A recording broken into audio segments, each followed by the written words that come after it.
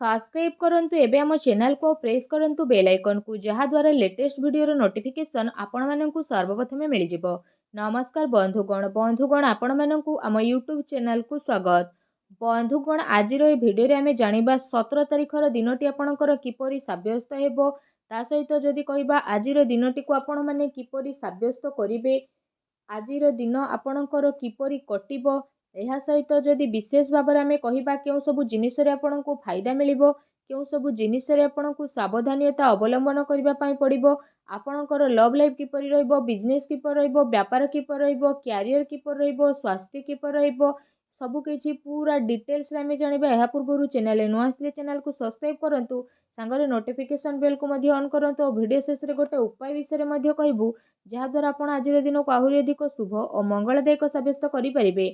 तो आसंतु जानिबा कि 17 तारिखर दिन आपणकर किपरि साब्यस्त हेबो केउ प्रकारर आजिर दिन को आपण प्लानिंग करिवे आसंतु जानिबा किपरि रहिबो आपणको पई आजिर दिन।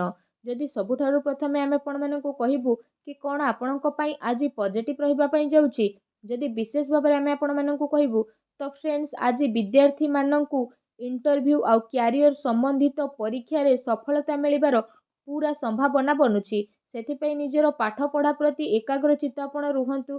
आपणकर संतुलित दिनचर्या कारणरू अधिकतर काम आपणकर समय सह पूरा मध्य हेबो। ता सहित जदि कहिबा कोनोसी धार्मिक प्रवृत्तिर व्यक्तिଙ୍କ द्वारा आपणकर साक्षात मध्य आपणकर विचार धारे सकारात्मक परिवर्तन नेकी आसीबो तथा जीवन सह जड़ित प्रत्येक कार्य को करिबारे बहुत भल नजरिया आपणको विशेष भाबरे प्राप्त हेबो। आर्थिक स्थिति मध्य आपणकर काफी भल रहिबो। ता सहित संपर्कीयों सहित मनोरंजन संबंधित प्रोग्राम आपणकर बनिबो आउ संबंधरे घनिष्ठता मध्य आसीबो।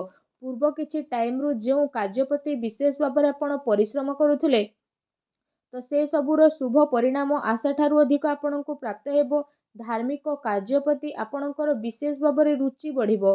पूर्व किछि समय रु जेउ कार्य रे आपणकर रोकावट आसुथुला तो से सबु कार्य आपणकर बहुत ही शीघ्र आसान उपाय रे समाधान मध्य होई जिवो। वस्त्र आभूषण जेपरि किणाकिणी रे आपण आपणको टाइम को स्पेंड करिवे समय आपणको सपक्ष रे जिवो तेणु तार सम्मान करंतु। कोनोसी शुभ समाचार मिलिबा कारणरू घर परिवार रे खुशीर माहौल देखिबाकू मिलिबो। आपणको परिश्रम द्वारा कोनोसी महत्वपूर्ण कार्य मध्य आपणकर संपन्न हेबो। आपणको योग्यता एवं क्षमता उपरे परिवार सदस्य माने गर्व अनुभव करिवे। कोनोसी अविश्वसनीय व्यक्तिंकर परामर्श आउ सहयोग आपणकर हजि जाइथिबा प्रतिष्ठा को पुणी थरे हासिल करिवो जहा द्वारा आपणकर आत्मविश्वास रे वृद्धि हेबो। ता सहित घरे कोनोसी धार्मिक आयोजन मध्य आपणकर संपन्न हेबो। ଏହା ସହିତ ଏ ଦିନ ଆପଣଙ୍କ ପାଇଁ ବହୁତ ହି ଭଲ ଦିନ ସିଦ୍ଧ ହେବ। ଏ ଦିନ ଆପଣଙ୍କୁ ନୂଆ ନୂଆ ସଫଳତା ମିଳିବାର ବିଶେଷ ଭାବରେ ଅନେକ ହିଁ ଯୋଗ ବନୁଅଛି। ଆସନ୍ତୁ ଜାଣିବା ଏ ଦିନରେ ଆପଣଙ୍କ ପାଇଁ କ'ଣ ନେଗେଟିଭ୍ ରହିବ। ଯଦି କହିବା ଫ୍ରେଣ୍ଡସ୍ଙ୍କ ସହିତ ଏ ଦିନରେ ଅଯଥା ବୁଲାବୁଲିରେ ଆପଣ ଆପଣଙ୍କର ଟାଇମ୍କୁ ବ୍ୟର୍ଥ କରନ୍ତୁ ନାହିଁ। ନିଜର ଶାରୀରିକ ଊର୍ଜାକୁ ବନେଇକି ରଖନ୍ତୁ। ଅଳସ୍ୱାମୀରେ ମନୋରଞ୍ଜନରେ ସମୟ ବ୍ୟତୀତ କରିବା ଠାରୁ ବନୁଥିବା କାର୍ଯ୍ୟରେ ଆପଣଙ୍କର ରୋକାବଟ ମଧ୍ୟ ଆସିପାରେ। ନିଜର ମହତ୍ୱପୂର୍ଣ୍ଣ ଦସ୍ତାବିଜକୁ ସମ୍ଭାଳିକି ରଖନ୍ତୁ। କେହି ଏହାର ଭୁଲ ବ୍ୟବହାର ମଧ୍ୟ କରିପାରେ। ତା ସହିତ ଏ କାରଣରୁ ଯଦି କହିବା ଆପଣଙ୍କର ସ୍ୱାଭିମାନ ଉପରେ ଆଘାତ ମଧ୍ୟ ପହଞ୍ଚିପାରେ। ସନ୍ତାନଙ୍କର ଗତିବିଧିରେ କଡ଼ା ନଜର ରଖନ୍ତୁ। ପିଲାଙ୍କର ସମସ୍ୟାକୁ ଶାନ୍ତିପୂର୍ଣ୍ଣ ଭାବରେ ସୁଲଝାନ୍ତୁ।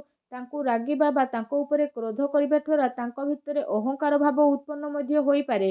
କାଳ୍ପନିକ କଥା ଉପରେ ଅଧିକ ଧ୍ୟାନ ନ ଦେଇକି ଯଥାର୍ଥ ଉପରେ ଆପଣ ବିଶ୍ୱାସ କରନ୍ତୁ, କିନ୍ତୁ ଧ୍ୟାନ ରଖନ୍ତୁ କି କୌଣସି ବି କାର୍ଯ୍ୟକୁ କରିବା ପୂର୍ବରୁ ତାର ଭଲ ମନ୍ଦ ଜିନିଷ ଉପରେ ଆପଣ ବିଚାର କରିବାର ଅତି ଆବଶ୍ୟକତା ରହିଛି, କାରଣ କିଛି ଭୁଲ ହେବାର ସମ୍ଭାବନା ମଧ୍ୟ ଲାଗୁଛି। ତା ସହିତ ଅଧିକତର ଟାଇମ୍ ଆପଣ ଘରୁ ବାହାରକୁ ବ୍ୟତୀତ କରିବେ, କିନ୍ତୁ ସଫଳତା ପ୍ରାପ୍ତ କରିବା ପାଇଁ ମର୍ଯ୍ୟାଦାର ଧ୍ୟାନ ରଖିବା ଆପଣଙ୍କ ପାଇଁ ଅତି ଆବଶ୍ୟକତା ରହିଛି। କୌଣସି ବି ଅନୁଚିତ କାର୍ଯ୍ୟ ଆପଣଙ୍କର କ୍ରୋଧପୂର୍ଣ୍ଣ ବ୍ୟବହାର ଆପଣଙ୍କର ଯୋଜନାକୁ ପରିବର୍ତ୍ତନ କରିପାରେ, ତେଣୁ ସାବଧାନ ରୁହନ୍ତୁ। ଅନ୍ୟର ସୁଲଝାଇବାରେ ଗଭୀରତାର ସହ ଆପଣ ବିଚାର କରନ୍ତୁ ତଥା ଅଯଥା ଖର୍ଚ୍ଚରୁ ଦୂରେଇ ରୁହନ୍ତୁ। ଅଚାନକ ହୋଇ କୌଣସି ପ୍ରକାରର ମହତ୍ୱପୂର୍ଣ୍ଣ ଖର୍ଚ୍ଚ ଆପଣଙ୍କର ସାମ୍ନାରେ ଆସିପାରେ। ତା ସହିତ କୌଣସି ନିକଟ ସମ୍ବନ୍ଧୀୟଙ୍କ ସହ ମତଭେଦ ହେବାର ବିଶେଷ ଭାବରେ ସମ୍ଭାବନା ବନୁଛି, ତେଣୁ ସାବଧାନ ରୁହନ୍ତୁ। ଆସନ୍ତୁ ଜାଣିବା ଏ ଦିନରେ ଆପଣଙ୍କର ଲଭ୍ ଲାଇଫ୍ କିପରି ରହିବ। ଯଦି କହିବା ବିବାହିତ ଜୀବନ ଆପଣଙ୍କର ସୁଖମୟ ରହିବ। ପ୍ରେମ ସମ୍ବନ୍ଧରେ ଆପଣଙ୍କର କାଫି ମଜବୁତତା ଆସିବ। ପ୍ରେମ ସମ୍ବନ୍ଧ ପାଇଁ ଏ ଦିନ ବହୁତ ହି ଭଲ ଦିନ ଆପଣଙ୍କର ରହିବ, ଅନୁକୂଳ ରହିବ। ପାରିବାରିକ ଗତିବିଧିରେ ଆପଣଙ୍କର ସହଯୋଗ ସମର୍ପଣ ବାତାବରଣକୁ ଆହୁରି ଅଧିକ ଖୁସିଭରା ବନେଇ ଦେବ ତଥା ଆପୋଷିକ ସମ୍ବନ୍ଧରେ ଆହୁରି ଅଧିକ ଘନିଷ୍ଠତା ମଧ୍ୟ ଦେଖିବାକୁ ମିଳିବ। ପତି ପତ୍ନୀଙ୍କ ସମ୍ବନ୍ଧରେ ମଧୁରତା ରହିବ। କୌଣସି ପ୍ରକାରର ମହତ୍ତ୍ୱପୂର୍ଣ୍ଣ କାର୍ଯ୍ୟରେ ନିଜ ଜୀବନ ସାଥୀଙ୍କର ପରାମର୍ଶ ଆପଣ ଅବଶ୍ୟ ନିଅନ୍ତୁ। ଏ ଦିନ ଆପଣଙ୍କର ପ୍ରେମ ସମ୍ବନ୍ଧକୁ ମଜବୁତ ବନେଇବା ପାଇଁ ବିଶେଷ ଭାବରେ ଗୋଟେ ବହୁତ ଭଲ ଦିନ ସାବ୍ୟସ୍ତ ହେବ। ତା ସହିତ ଯଦି କହିବା ବିଶେଷ ଭାବରେ ଏ ଦିନରେ ଆପଣଙ୍କର ବ୍ୟବସାୟ କ୍ୟାରିୟର କିପରି ରହିବ, ଯଦି କହିବା ଏ ଦିନରେ ଗ୍ରହଙ୍କ ସ୍ଥିତି ଆପଣଙ୍କ ସପକ୍ଷରେ ଯିବ, କିଛି ଭଲ କାର୍ଯ୍ୟ ଆପଣଙ୍କର ସଫଳ ହେବ ତଥା ଲାଭର ଉଚିତ ଅବସର ମଧ୍ୟ ଆପଣଙ୍କୁ ପ୍ରାପ୍ତ ହୋଇଯିବ। ଚାକିରି ପେଶା ବ୍ୟକ୍ତିମାନେ ନିଜର କାର୍ଯ୍ୟକୁ ବହୁତ ଅଧିକ ଧ୍ୟାନପୂର୍ବକ କରିବେ। କୌଣସି ଭୁଲ ହେବାର ବିଶେଷ ଭାବରେ ସମ୍ଭାବନା ବନୁଛି। ତା ସହିତ ଦୈନିକ ଆୟରେ ବୃଦ୍ଧି ହେବ। ତା ସହିତ ଆପଣ ଆପଣଙ୍କର କାର୍ଯ୍ୟରେ ଅଧିକ ଧ୍ୟାନ ମଧ୍ୟ କେନ୍ଦ୍ରିତ କରିବେ। କୌଣସି ବଡ଼ ସ୍ଥିତି ମିଳିବାର ବିଶେଷ ଭାବରେ ସମ୍ଭାବନା ବନୁଛି। ଚାକିରି ପେଶା ବ୍ୟକ୍ତିଙ୍କୁ ବିଶେଷ ଭାବରେ ନିଜର ଟାର୍ଗେଟ ପୁରା କରିବା ଦ୍ୱାରା ବିଶେଷ ଲାଭ ମିଳିବ। ଏ ଦିନରେ କୌଣସି ନୂଆ ମିଳିବାର ସ୍ଥିତି ବନୁଛି।